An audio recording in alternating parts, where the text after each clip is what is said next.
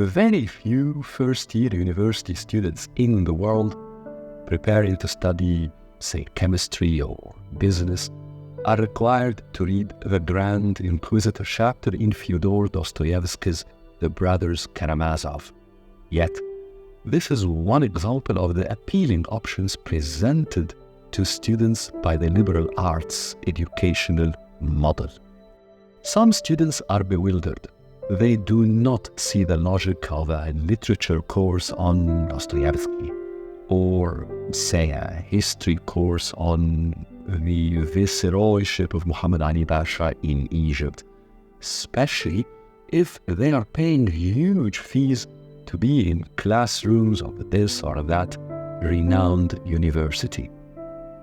The students and their parents assume going to such universities will open up doors to lucrative jobs. As such, they want to maximize the return on their investment in money and time. For most of them, that return is tangible, specific courses and research in their chosen area of study. Some first-year students get the logic, though not entirely. They understand a liberal arts education makes them well-rounded persons, versed in literature, history, as well as marketing, business, and science. Still, many of them, even those who get it, request that such interdisciplinary way of thinking be kept to a bare minimum. They stress that having a well-rounded character does not necessarily give them a leg up in the competitive job market after university. Indeed, liberal arts education is about the well-roundedness of character. However, this goes wider and deeper than many think. It extends to several domains, but three are key. The first is transition. University marks a rite of passage from childhood to adulthood.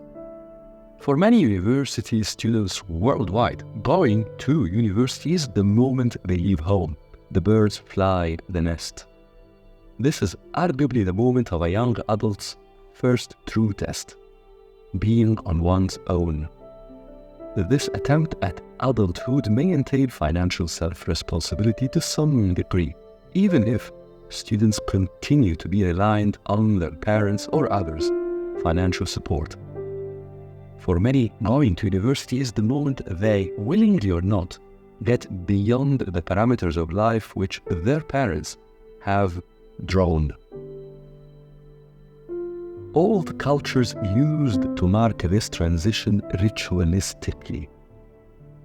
Amazonian tribes would force the new man to undergo an acutely difficult situation without being able to draw on the support of his elders. His success or failure was not what mattered. It was the experience itself that supposedly ignited in him a novel understanding of himself, of his own capabilities, as well as the wants, desires, fears, and inhibitions that were independent from how he saw himself previously. This transition separates the person of his or her own from the person who previously was independent on his or her parents or elders. This is why several old cultures looked at this moment as a rebirth of the adult from the child. All university educational systems are built on a question students must answer. What do they want to study? Yet liberal arts education puts forward another question. How do you want to study what you want to study?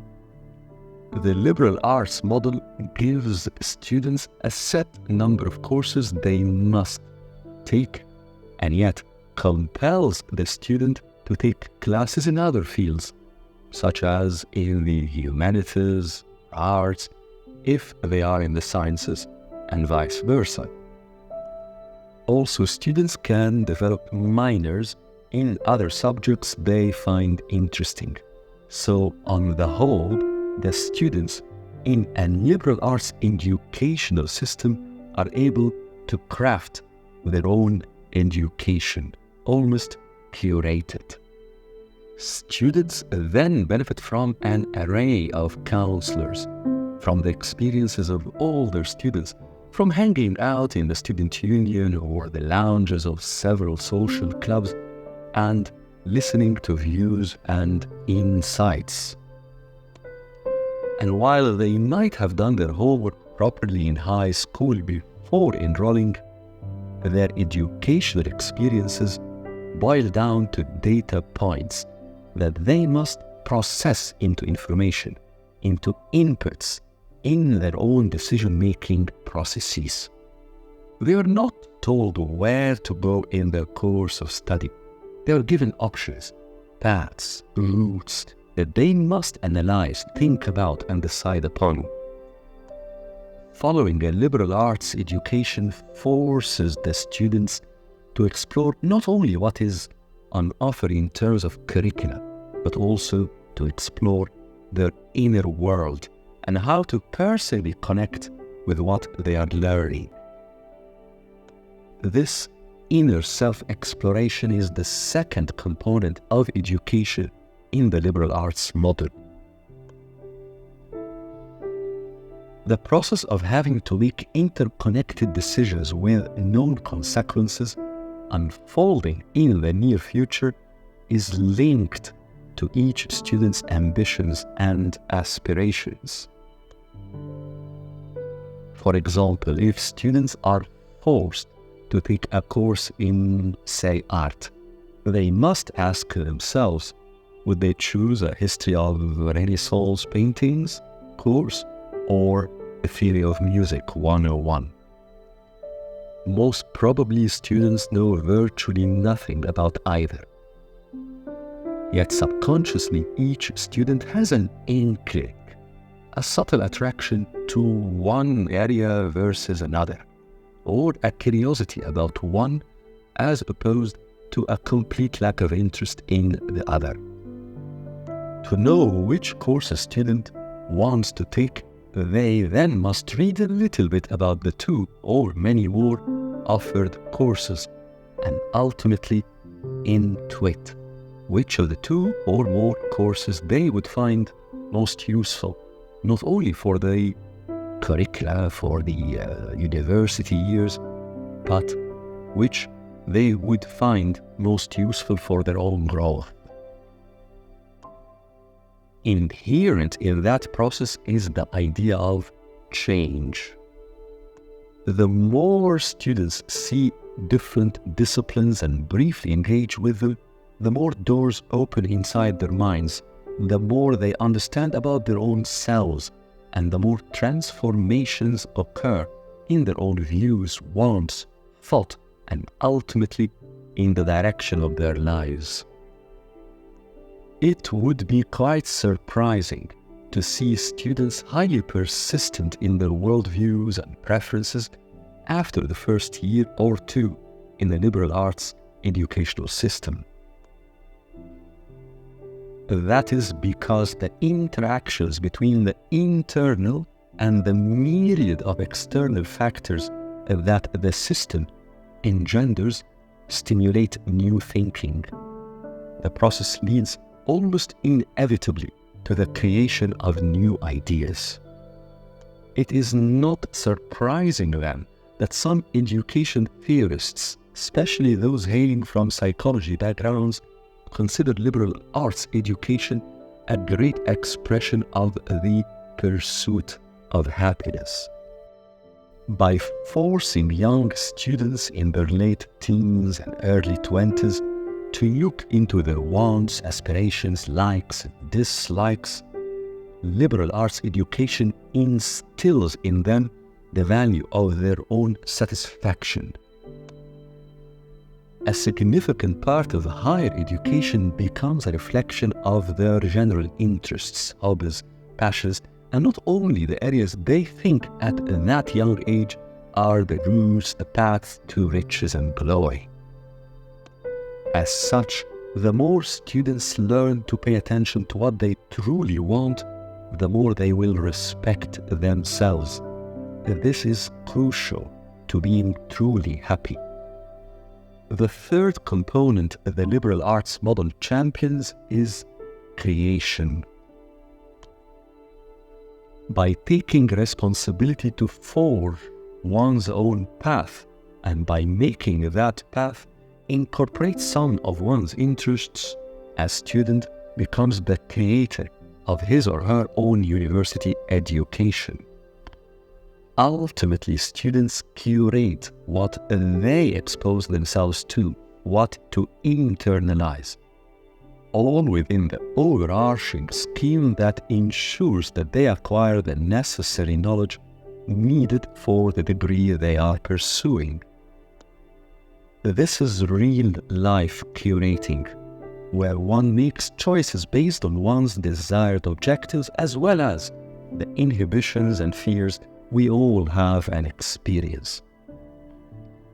This early experience prepares the mind for the reality of what will follow after the student leaves the protected milieu of his or her university education. These forms of transition, internal exploration, and creating through curating reflect an education system as it was developed hundreds of years ago.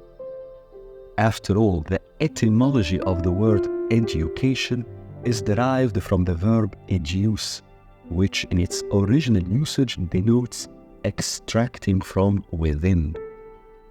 This means that in its earliest forms, true education was about getting students to both extract from their own inner self-knowledge while acquiring knowledge from their external courses. If one needs more convincing of the crucial importance of this aspect of looking internally to gain knowledge, one needs only to understand the true meaning of the word idea. Idea comes from idein or idein, which is Greek for see. Plato famously used to instruct his disciples to look at their thoughts as if from outside their own brains. This looking from outside of oneself matches the liberal arts education model and its interaction between external knowledge and reflective, internalized self-development.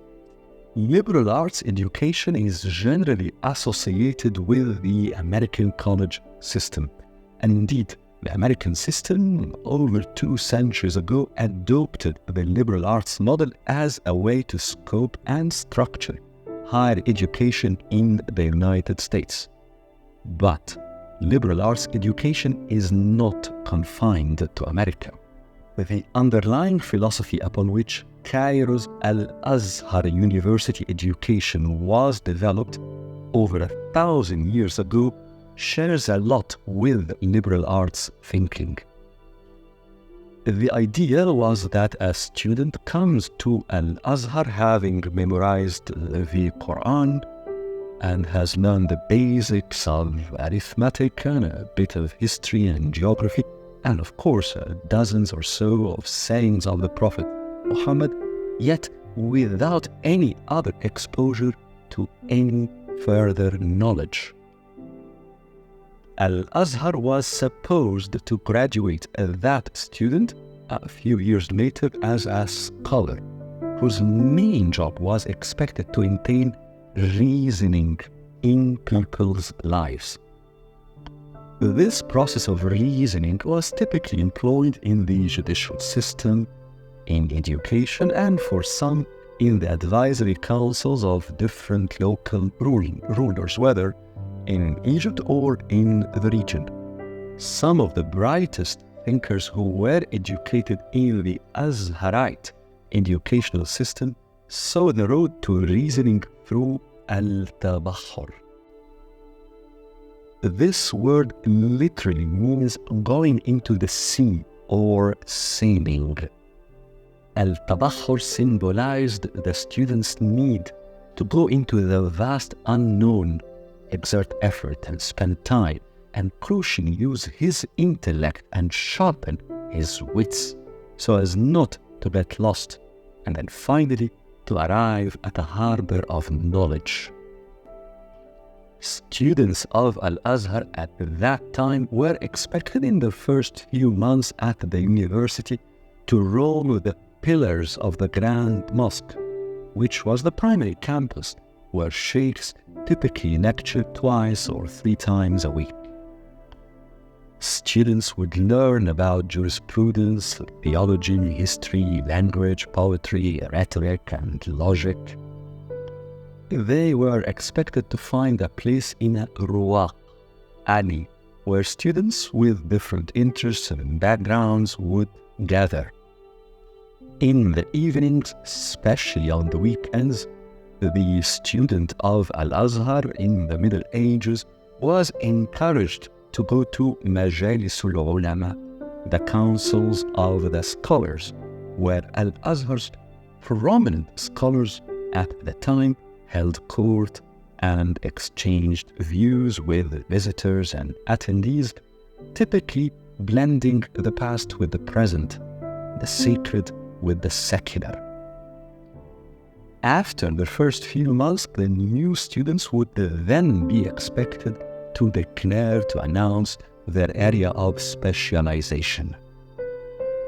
Interestingly, in the very earliest days of al-Azhar, a student was not required to declare an area of focus.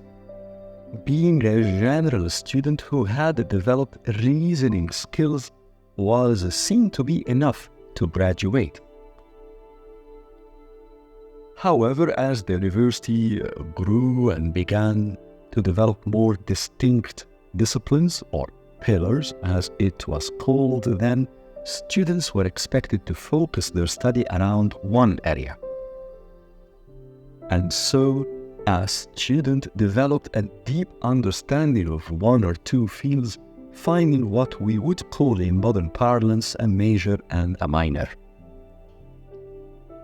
Throughout his studies, and at the time it was only his, so throughout his studies, which typically lasted 3 to 5 years, the student transitioned from the confined mental space of mere memorization to a more open milieu of education in which he had to take ownership of decisions he made on where to go, which sheikhs to attend their lectures, what to listen to, and for how long.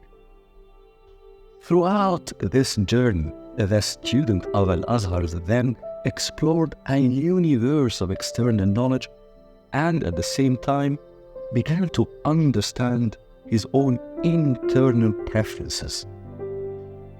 By the end of his university study, the student now has become a scholar who was able to reason, as opposed to the passive memorizing child who had entered al-Azhar University a few years earlier.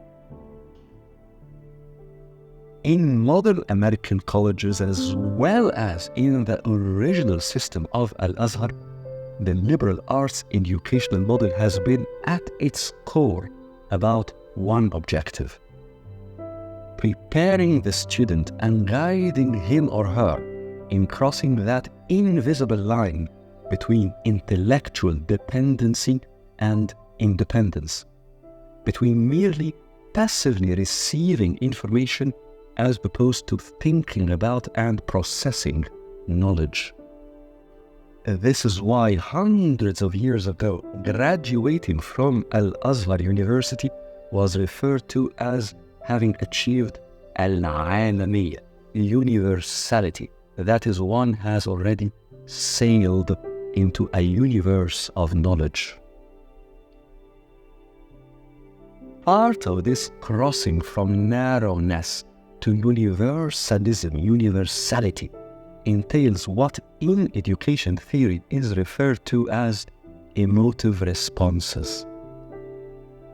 This is the tumult, the change that occurs in the young person accustomed to the passivity and dependency of receiving information as they then move to thinking, making decisions, curating and creating.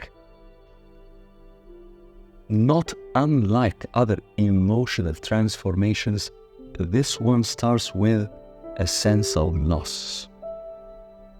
The comforts of being taken care of fade as the students, now the scholars, the graduates, realize they are dependent only on themselves. This process initially can be emotionally challenging, can be very emotionally challenging, which is why liberal arts-based universities, those truly deserving of this designation, offer students not only curricula, guidance, counseling, but more importantly, a vibrant faculty-student interaction through which fresh students, and even after the first year or two, know and feel that they are empowered, not abandoned. The students then take ownership of their education. They grow, they cross internal barriers, they sail into seas of knowledge, all in a safe environment where they are expected to stray, to make mistakes, to get lost and to fail. Going through this journey, the fear students initially feel dissipates, and gradually in its place an educated confidence emerges. This self-confidence is a key emotive outcome in true liberal arts education. Those who have thrown themselves into the liberal arts education model believe that the journey to graduation is the real education. A chemistry student in a liberal arts university will, of course, get the same education as a non-liberal arts student of chemistry. However, students who go to a liberal arts university, those who undergo the liberal arts journey, will become over time more self-aware than many others.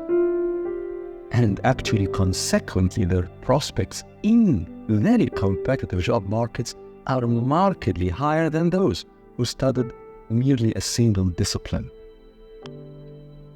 But the key point, of course, is not the job market, is not the prospects in the competitive job market of today. It is the rich, the very rich intellectual and emotional journey entailed in a true liberal arts educational model. The true value of such journey goes much deeper into the psyche. In the end, true liberal arts education immensely widens a person's mental cosmos, and consequently it deepens a society's, and I would say an entire civilization's, collective consciousness.